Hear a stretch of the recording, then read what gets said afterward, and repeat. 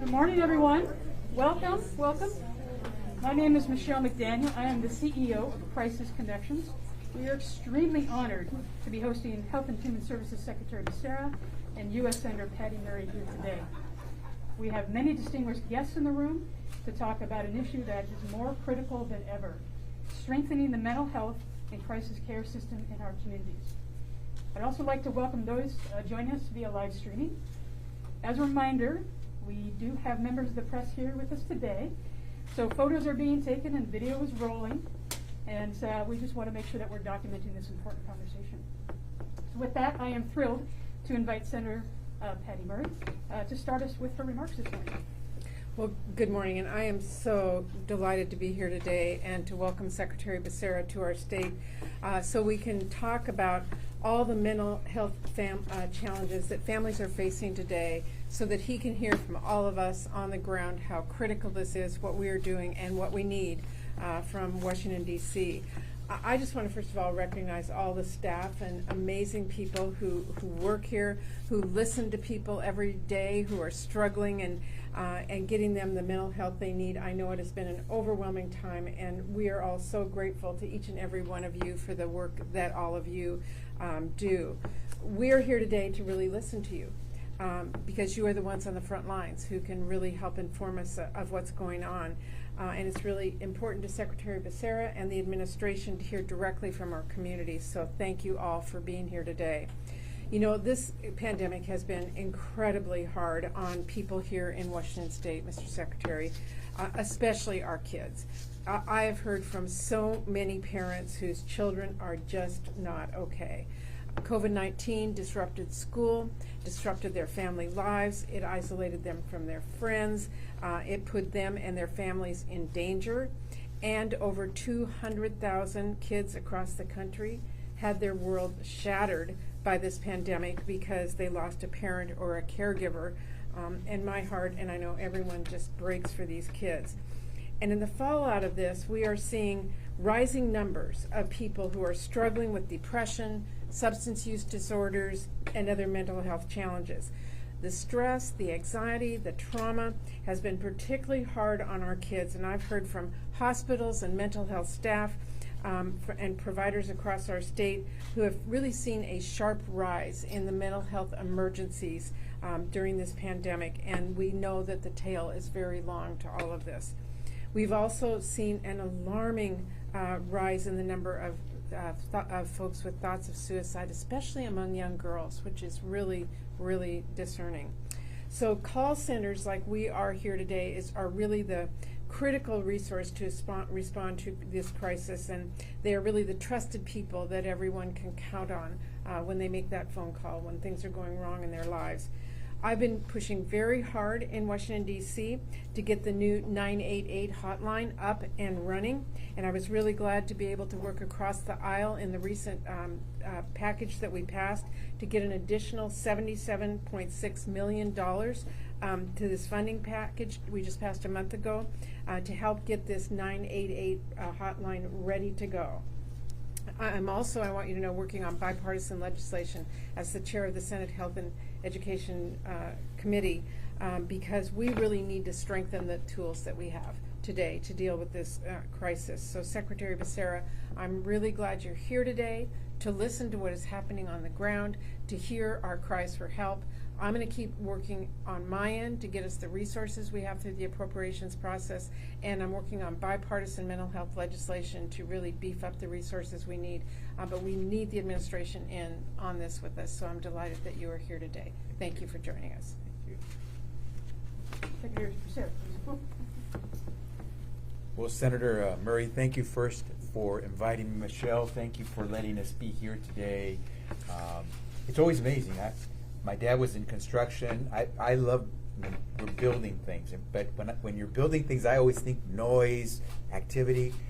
We just left a room where it was very quiet, but you are building things. You are building links to keep people alive, and it's done so quietly. And so I love the fact that, you know, it's like when you clap without clapping, you're seeing people build. And so let me just congratulate you and all the volunteers who make it possible to capture someone before they sink the depths of perhaps suicide. to the Congress members who are here, Congressmember Smith, Jayapal, Schreier. Thank you for the work that you were doing along with Senator Murray to make it possible for us to get out there and help. Perhaps the most important thing we can say today is you are not alone. We want you to know that if you are suffering severe stress, emotional trauma, if you aren't sure where to go, even if it's not at a point of suicide, we want you to call. We want you to reach out. And that, as Senator Murray said, is the purpose of the 988 Lifeline that is hopefully going to go live mid-July across the country. So no longer will people have to call a 10-digit phone number to try to get help. What 911 is for local emergencies, we hope 988 will become for people under emotional and mental stress. And it is important that we launch right. And so we're working across the country. Fortunately, with the help of Senator Murray and our members of Congress here, we have some resources. We just provided to the state of Washington another $2 million to try to move forward on its 988 implementation. That's among the $300 million we've given in the last year. And I want to thank President Biden because he's putting his money where his mouth is. His budget calls for another $750 million or so to help on behavioral health and 988 for this coming year. And much of that will go to make sure 988 launches well. So we're here. You're not alone. We want to partner. I was in Oregon yesterday. Today I'm in the state of Washington. Tomorrow I'll be in the state of California. I'm going around the country because we want everyone to know 988 is coming. Behavioral health is different. President Biden wants us to transform the way we treat people with mental health. And I'm glad I'm surrounded by real champions of this today. So Michelle, thank you very much. Thank you, sir. Representative Jayapal. Thank you so much, Michelle. Secretary Becerra, it's always wonderful to welcome you to the state. Thank you for your leadership and, of course, for the leadership of our president and our senator.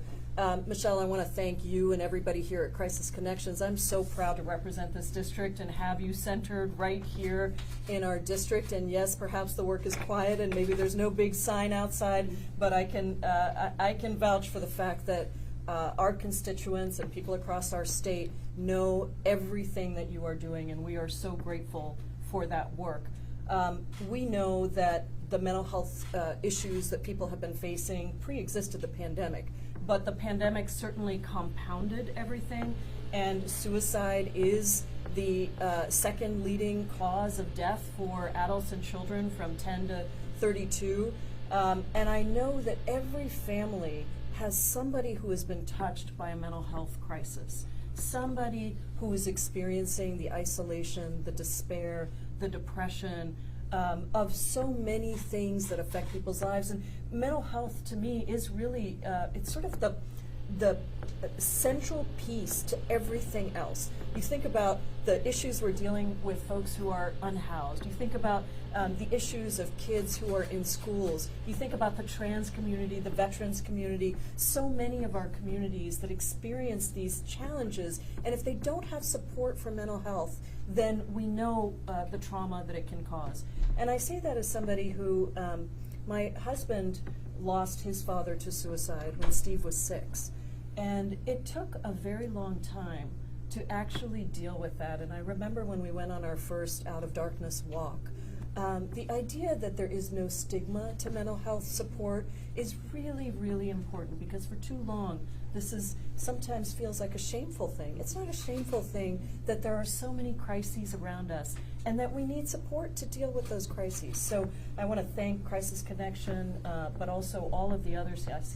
Seattle Children's Hospital is here, all of the providers that are helping us. This 988 hotline is going to be a lifesaver, and we want to make sure it's done right. We know in Washington State we always do things the best. I'm just going to say that, even though our secretary is from a different state. But we know that we will launch this with the kind of support that it needs. And Secretary Becerra, obviously you're going to be key to that. The administration is going to be key to that. So thank you all so much, and I'm delighted to be here to help kick this off and bring awareness to this wonderful hotline that we're soon going to have. Thank you, Representative Smith. Thank you very much. I want to thank Secretary Becerra for being here. Behavioral health issues, as my colleagues have outlined, are an enormous problem in this country. And the number one biggest starting point in behavioral health is if you have that challenge, you want to know where to go to get help. You want to know there's someone you can call, someone you can connect with, and you're not in a good state of mind when you're doing that. So we need a system that gives that access, and that's what 988 can really help doing, certainly what this crisis center helps do as well, is to give people a place to go to try to have that dealt with. And to Pramila's point, making behavioral health something that is acceptable. We get a physical every year. You know, if you fall down and hurt your leg, you go to the doctor, you don't think twice about it. But if you're depressed or anxious, you just try to ride it out. We've got to change that. We've got to create openings. And I will say, I had a lifelong anxiety problem. I did 3.5 years worth of psychotherapy, which was enormously helpful. But I spent a lot of time going, I just got to get through this. I can't talk about it. We want to make sure that help is available to people. Last thing I want to say is to emphasize the point I think it was Patty you made about the impact on our children. We've got a lot of work to do in this state and this country to recognize the damage that has been done to our children, certainly by the pandemic, but also not being able to be in school, not being able to interact with each other. We have got to get our children back out there interacting with each other as much as is humanly possible. So the children matter a lot. This is a real opportunity to create 988. It is also part of police reform, part of not having people with mental health problems call the 911 number, because that's the only thing they can think to do, to give them an option to get the care they need for behavioral health. So I thank you very much for being here, Mr. Secretary, and I thank the Crisis Center for all the work you do to help people in difficult times. Thank you, sir. Representative Shire. Thank you, Michelle, for all of your work. Thank you, Secretary Becerra, for coming to Washington State and for supporting 988. Of course, thank you, Senator Murray, for your efforts in the Senate, and to my colleagues in the House. Thank you very much. Also, I want to thank all the workers here, the providers, the volunteers, the staff, because you make this all happen. And I want to thank our state elected officials, Senator Dingra, Representative Orwell, and Representative Callan, who have worked so hard. I want to speak as a pediatrician who does well child checks, who hands out papers at the end of visits saying, here's Team Link, here's the Crisis Center line, here are all these numbers that you can call an emergency. I can also tell you that those emergencies rarely happen between 8 and 6 when I'm in the office. These happen at night, and that is why having this 988 number is so critical, because people need to have something at the tip of their tongue that they know what to do, they know who to call. And so I am incredibly grateful and happy that this is rolling out across the country. I'll also touch on that same topic of children. Things were already bad with kids and mental health. They got worse during the pandemic. But let me tell you that over the 20 years that I worked as a pediatrician, I saw increasing anxiety, depression, cutting, suicidal ideation. And it's due to a lot of things. And I just want to make that point, to know that the pandemic has exacerbated this, and that having 988 available will help our children and their families and our community tremendously. So thank you, and I will hand it back to you, Michelle. Thank you so much. Thank you all for your remarks, but even more so for your action, and also for sharing your own personal stories as well, because again, there is no one who is not affected personally by behavioral health issues. I do want to mention as well, in addition to Senator Dingra, Representative Orwell, Representative Callan, who have been amazing partners in the effort around behavioral health, I do want to mention a couple other folks who are really leaders in this community that are here today. So from the Healthcare Authority, Kerry Waterland, for the Department of Health, Michelle Roberts, and from the King County Department of Community Health Services, Leo Flores. Thank you all for being here today. So before I turn it over to our next speakers, I would like to take a moment to tell you more about Crisis Connections. Through a mix of staff and volunteers, at Crisis Connections we provide a suite of behavioral health services in Washington State that focus on prevention, intervention, and postvention. We operate one of the oldest crisis lines in the country, and we are proud to be one of 180 crisis call centers around the country that are answering the National Suicide Prevention Lifeline, soon to be the 988 dialing code. Our staff and volunteers offer an outreach hand when people feel most alone. We're here to make sure no one has to face their fight alone. Last year, we made over 600,000 connections to people who reached out through a phone call, a text, or chat. That's a 110% increase in the amount of support Crisis Connections provided in 2019. Again, 110% increase over 2019. There is no argument. We are experiencing a mental health, substance use, and basic resource crisis in each and every community. To provide a better understanding of the impact of crisis, we have two members of the Crisis Connections team at the table to share their experience and perspective. So I'd love to turn it over to Vera, who is our Teen Link Youth Services Manager. Hi, thank you very much for coming so far to be able to have this event with us. My name is Vera Abari, and I am the Teen Link Youth Services Manager. So Teen Link, as you know, is our peer-to-peer crisis line where teens call in to other teens to get help with their problems. Teen Link is the heart of Crisis Connections. It's a very popular program. But what we're seeing in Teen Link right now is something that actually started back to when the pandemic started. And we have to take it back there because at the onset of the pandemic, there was a rise in acute calls from our teens, and we saw a lot of suicide. We saw substance abuse. We saw self-harm and a lot of child abuse. Child abuse calls, CPS, we have to make so many CPS calls, 2 to 3 calls per month, simply because the parents were struggling with their own financial crises. They were struggling with their own fears that centered around dying, their kids dying, and losing their relationships. And then we have our teens who are also at a place in their lives where they were thinking about death instead of thinking about the next party that they would attend. So when we went into isolation because of the pandemic, a different kind of isolation occurred within our teams that are calling the lines. And they found that the isolation around COVID, they weren't able to forge new friendships. They weren't able to hold on to the friendships that they had. We found even more trouble around our LGBTQ plus teams because with them, they were able to find a certain protection in the camaraderie of their LGBTQ plus friends that they no longer had. They were no longer able to congregate nor see each other. And then, so what happens is they end up either not being able to come out and be who they are, or they had to come out prematurely because people were at home and now they were paying too close attention to them and noticing that maybe they weren't quote unquote normal. That trend still extends to today, and where we're seeing spikes in physical and verbal abuse in the homes. The homes became uncivil at the beginning of the pandemic, and they continue to become even more uncivil. Teens are calling in complaining of depression, feeling alone, feeling misunderstood, like they're a burden, and that they're being talked down to by the people that are around them. They're having difficulty identifying and managing abuse in their relationship and difficulties dealing with breakups.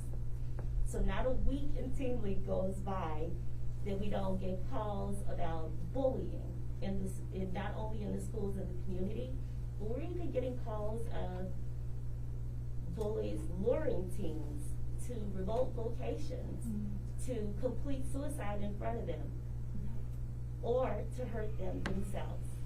And what's even more disturbing is a lot of the kids that are being lured are kids with mental health challenges. So presently, the kids are looking at things like suicide and substance abuse as a way of escaping their problems. So when the lines are running, we have substance use clinicians on the lines to help with the substance use issues. And then we have our teens on the lines to help build out the rest. And Vera, I apologize, I want to make sure that we stay on time. So if you have one more sentence or so, we'll transfer it over to Pasha. We do. Thank you. Okay. So presently, the biggest need that we're finding in TeenLink is that we need more mental health resources because the teens are calling into TeenLink using TeenLink as a substitute for mental health, professional help.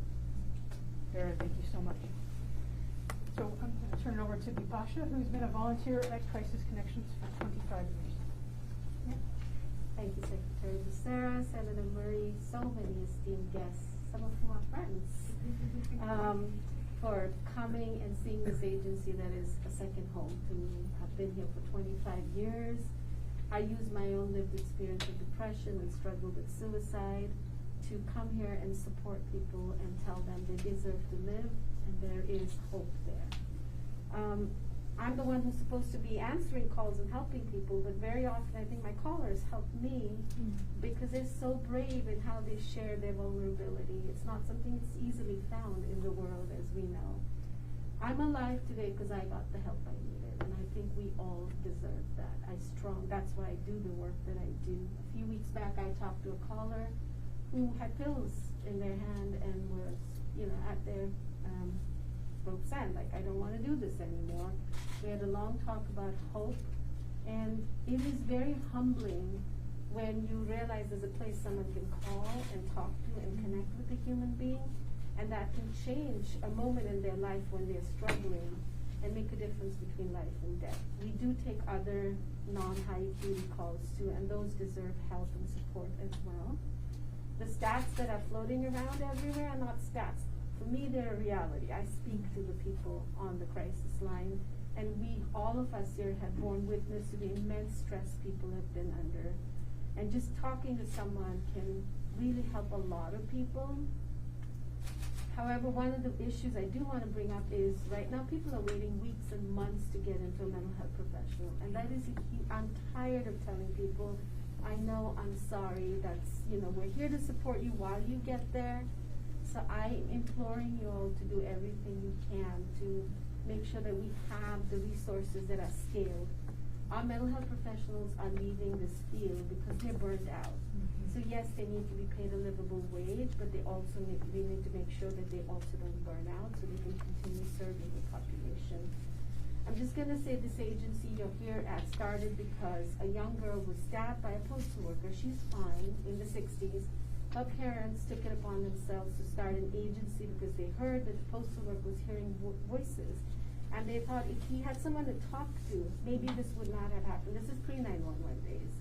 And that's what started this agency. And every time I train volunteers, and even now as I say this story, I get goosebumps because this is a story of taking tragedy and making it something good. And the pandemic has been a huge stressor and a tragedy at so many levels. And I'm hoping all of you, with the powers that you'll have, will use this 2-year struggle we've been in and create resources so that communities can thrive. And as our dear President says, we can all build back better emotionally and as a community. I would really implore you to do that. Thank you, Bipasha. Thank you. And then our last speaker is Kashi. Thank you, and thank you very much for having me. Thank you for being here to talk about such an important issue. My name is Kashi Aurora. I work at Seattle Children's on the community health team. Thanks to Crisis Connections for hosting. We love Crisis Connections. We love TeenLink. I want to talk a little bit about the CRIS committee here in Washington and why this work is so important. So, thanks to our incredible Washington state legislators, House Bill 1477 was passed so that we get an opportunity to improve our crisis response system as we implement 988. That included the stated goals of saving lives, advancing equity, which I think is a really critical component as we think about building 988, and providing high-quality response for people in crisis. That bill also created the Crisis Response Improvement Strategy, or CRIS Committee, which advises the steering committee, which ultimately advises the governor and legislature on how to build an integrated behavioral health crisis response and suicide prevention system. This is all known, but what I'm really excited to share with you about CRIS Committee is that the representation on this committee has been really meaningful. It's representatives from across the system of care, legislative champions, agency staff, and those with lived experience. And I've been really heartened to see that those with lived experience, their voices have been centered and elevated in these conversations. The seat that I'm in on that CRIS committee represents Washington State's Child and Youth Behavioral Health Work Group, so I have the privilege of advocating for the needs of children, youth, and families as we improve our crisis response system. And I'm very grateful that there's a seat specifically for this population, because as has been noted, we can't design a crisis response system just for adults and expect it to work for kids. So when we think about what 988 can do as a place for someone to talk to, someone to respond, and somewhere to go, I get to think about what that looks like for kids. And so does the someone to talk to know how to work with kids and families? Do they actually have someone to respond? We're working on this, but we don't yet have youth-specific mobile crisis teams everywhere in Washington State. So where do the kids go? Right now, they're going to emergency departments. As Vipasha mentioned, we don't have enough resources, so kids are going to emergency departments for the mental health services and support that they need when they're in crisis. We at Seattle Children's were seeing increasing mental health need in our emergency department prior to the pandemic, but since the onset of COVID, we've seen pretty significant numbers in our emergency department of kids presenting in suicidal crisis, but also presenting with symptoms like aggression or needing support if they have an autism disorder or an intellectual disability. Prior to being in my current role, I worked on the emergency department mental health team at Children's, and when I started that role about 8 years ago, I was allowed to call a mental health surge and get additional resources and support if I had 3 patients present at the same time for mental health. Earlier this week, we had 30 kids come to our emergency department in a single day for mental health support, and unfortunately that's no longer out of the ordinary. So there are a lot of kids and families in crisis, and there has never been a more critical time to invest in and thoughtfully improve our crisis system.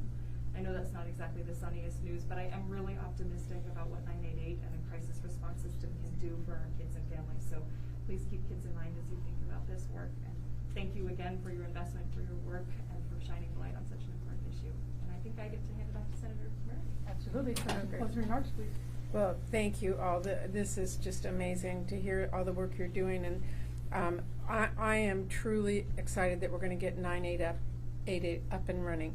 But we also know that somebody has to answer that call. Somebody has to be a provider behind that call. There has to be space for people. So the resources in all these different places are absolutely critical, and that's what I'm really focused on as we go through the appropriations process and through our bipartisan legislation. And of course, we need the help of our administration, Mr. Secretary, so I'm really delighted that you are focused on this and being a willing partner and helping make sure the administration does what they need to do. You know, I travel all over Washington State. I hear from a lot of different people. I go to meetings with CEOs. I go to meetings with teachers. I go to meetings, you know, with every different kind of group. Inevitably, in the past year and a half, someone will either take me aside afterwards to say, I know you're here to talk about energy, but, or I know you're here to talk about education funding, but, and they will explain to me how mental health has impacted their ability to keep employees at work. Teachers who are dealing not only with the mental health crisis of their kids, but the mental health of the teaching workforce too. It is absolutely across the board. So this is a time when our nation has to step up and really be there to deal with a crisis that has been there for a long time. But it has especially been implicated in through the COVID crisis, and we need to be there for their families. I am absolutely committed to doing this, and Mr. Secretary, want to keep working with you to make sure we step up in Washington, D.C. But thank you again to everyone and our state legislators as well for the great work you do, and for each and every one of you who are at the center of all of this. Thank you. So thank you for shining a light on this. You are helping us save lives. Thank you for your tireless work. That concludes our event today. Thank you again to all of our speakers and our guests. Have a wonderful day. Great. Now we will start in media availability, if that's okay. So if you can please state your name and your outlet. Here. Andrew Mazzolini with Como News. Joel Winter, HHS. Brian Dorflinger, Cairo TV. Byron Miller, T13. Great. Do you guys have any questions? I got one. Hi, I'm Kevin, Kevin with Cairo 7. Secretary Becerra, I know this is your first stop, so it doesn't have to be specific to Seattle, but as you go to these different cities to listen and learn, what have you learned? First stop in Seattle, but not the first stop on this nationwide tour to try to fulfill the President's mission to really transform behavioral health. Look, we're not going to get it done in Washington, D.C.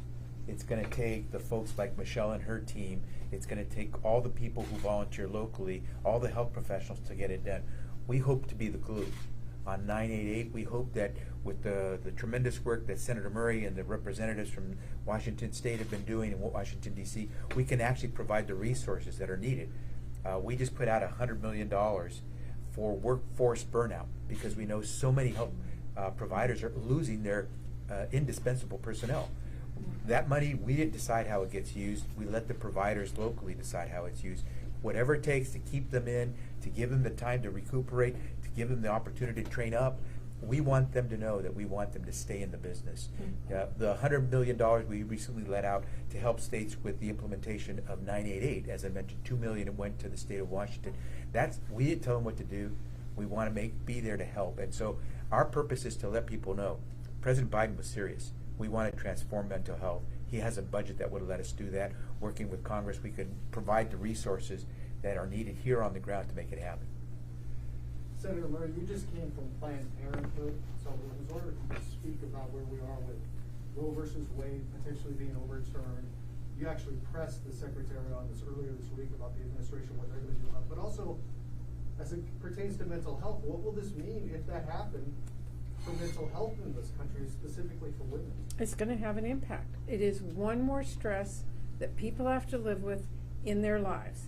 If some, politician is telling them whether or not they can have a child, whether it impacts their health or their economic situation or their ability to be able to take care of their family at critical times, if someone else is saying, no, you're going to have to live through this pregnancy and have a child, whether it's rape or incest or whatever condition they're living with, this is one major stress that will be added to the lives of families when we cannot let that happen.